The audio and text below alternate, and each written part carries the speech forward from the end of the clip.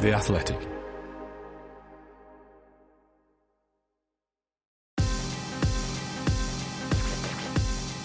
Hello and thanks for tuning in to the Race F1 briefing for Friday the 26th of July 2024.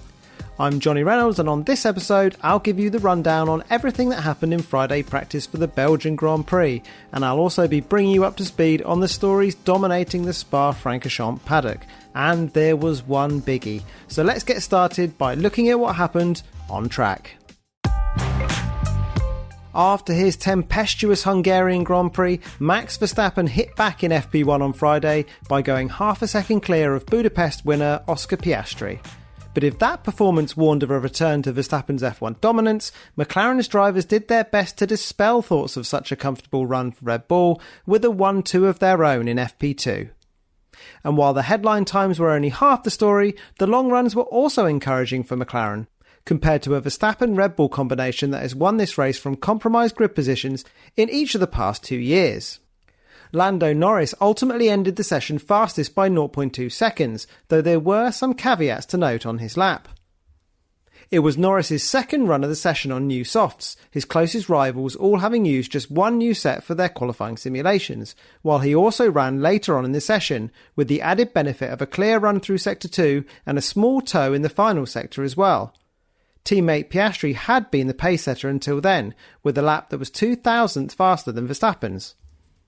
McLaren then split its running between the softs and mediums when it came to the long-run simulations, with Norris using softs and Piastri primarily using mediums, though he too switched to softs for a 4-lap run at the end of the session. Verstappen wound up third, having been fastest in the opening stages with a lap time on mediums that was faster than everyone else's time from FP1 but his own. The Ferraris of Charles Leclerc and Carlos Sainz were 4th and 5th in FP2, but nowhere near troubling the top of the times.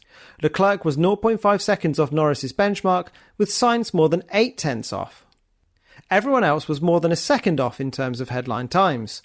George Russell was at least next in the queue for Mercedes, but his long run looked relatively uninspiring, if a little stronger as the stint wore on. 3 cars separated Russell and teammate Lewis Hamilton, who also complained of significant tyre deg on his long run on softs. Esteban Ocon sat out the majority of FP1 with a suspected water leak, but set the 7th fastest time in second practice, his Alpine also looking competitive relative to the Mercedes on his long run. Kevin Magnussen, meanwhile, was 8th for Haas, using a higher downforce rear wing than his Haas teammate Nico Hülkenberg, who was 0.4 worse off in 16th. Sergio Perez, needing a big result to reduce the pressure on his Red Bull future, was only 9th, more than a second off both Norris's benchmark time and his teammate Verstappen's best effort.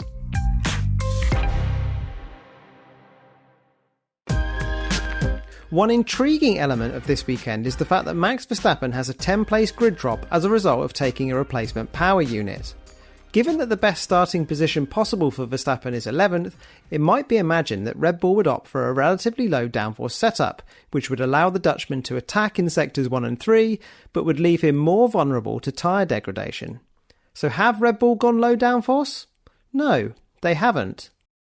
As Mark Hughes reports, Verstappen ran with the biggest wing of any one of the top 4 teams in FP1 and retained it into FP2. McLaren ran the first session comparatively light on downforce, but both Piastri and Lando Norris moved towards a more Verstappen-like wing level in the second session. And suddenly, the McLarens were 1-2, with Lando Norris having a couple of tenths over Verstappen, who was back with the standard Cannon bodywork and not the revised car seen in Hungary. The FP2 long runs reflected this McLaren form too, with Piastri averaging around 0.4 seconds faster than Verstappen on the same medium tyre compound over the same number of laps. More downforce, despite the loss of straight line speed, was equaling better lap times, single lap or long run. There are probably 3 factors driving this convergence to the higher downforce end of the Spa scale, at least for Red Bull and McLaren. 1. Saturday is forecast to be wet, pushing you towards more wing. 2. The tyre deg on the resurfaced track was significantly higher than most were expecting. And 3. As we've seen a few times already this season, Red Bull and McLaren, with a handy advantage over Mercedes and Ferrari, seem to be gauging their choices based on what they need to combat each other. A step behind McLaren and Red Bull, Mercedes ran a higher level of downforce than Ferrari, but on Friday's form, Ferrari looked quicker. Both George Russell and Lewis Hamilton, running their newly updated floor edge and diffuser, were complaining of bouncing. But amid all this talk of downforce levels, one factor which should not be overlooked, according to Mark, is plank wear. Get your setup wrong and you could end up with an illegal car come the end of the race. So it may be a case of how much downforce you dare to run and how you then manage it. And that's just one of the factors that makes the rest of this weekend such an intriguing proposition. The Race F1 Briefing.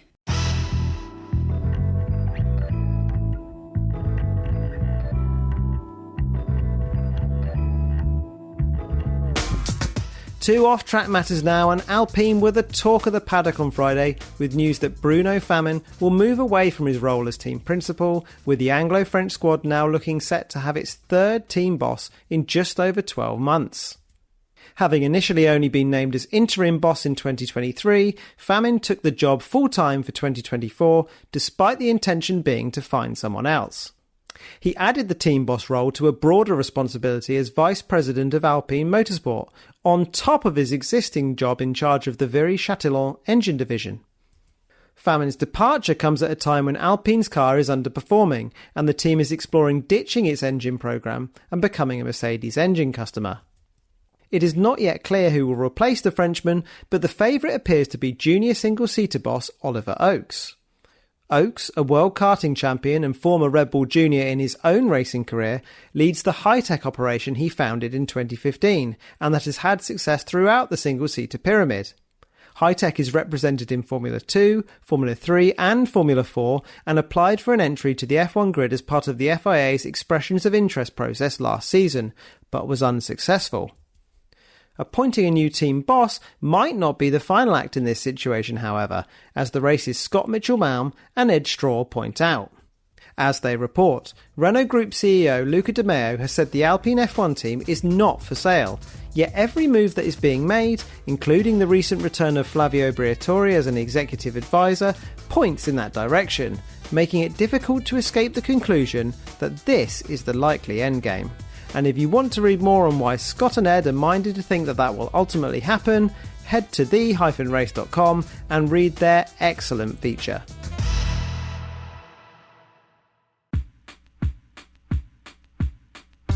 As ever on these Friday shows, it's time for a quick roundup of car updates and specifications. The Belgian Grand Prix has for some time now presented Formula 1 teams with a setup dilemma: how best to balance the high downforce demands of the middle sector's superfast corners with the fast-flowing sections at the start and end of the 4.3-mile Spa-Francorchamps lap that carries a heavy low-drag emphasis. As such, it's no surprise that 7 of the 10 teams have brought upgrades to the final round before the 2024 season's summer break. But some of those packages go beyond simple circuit-specific solutions. Mercedes is chief among those with wider changes, including a further upgrade to its floor and diffuser, as it steps up its bid to make up the last remaining bit of ground on McLaren and Red Bull. Alpine have a revised front-wing geometry among its changes, and Sauber a reworked floor. And finally, Haas have brought what would previously have been the rarest of sights, a bespoke, low downforce rear wing. Red Bull, Aston Martin and Williams were the 3 teams to declare no changes for this race.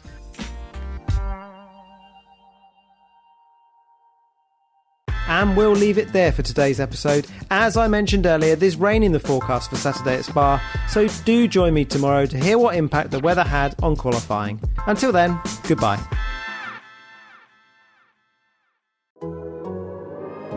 The Athletic.